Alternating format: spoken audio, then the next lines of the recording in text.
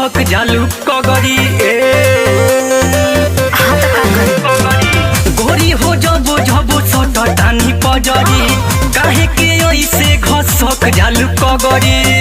छतिया पे धरी नहीं देत बारू हाथ के सैया कोरी हम चढ़ाई हो अढ़ाई बजे रात के बुझले सैया कोरी हम चढ़ाई हो अढ़ाई बजे रात के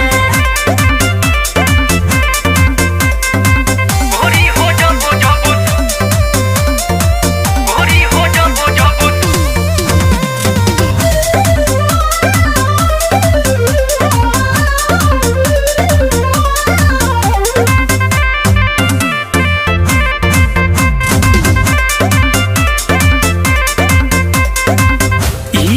तहार रहन ए गोरी लागे हमारा बाउरू सच में एक बेरी देही तारा जा मांगेला तो और हो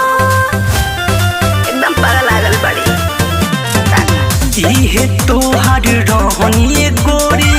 लागे हमारा बाउरू एक बेरी देही तारा जा मांगेला तो और हो हाथी झोटी कर दिलू बुझत नहीं खूब बात के सैया कोरी हम चढ़ाई हो अढ़ाई बजे रात के सैया कोरी हम चढ़ाई हो अढ़ाई बजे रात के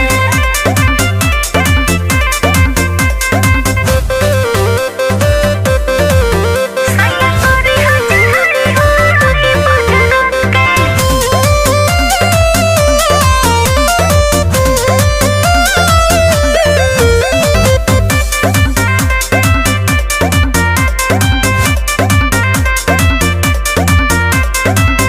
हवा हे हर में हर के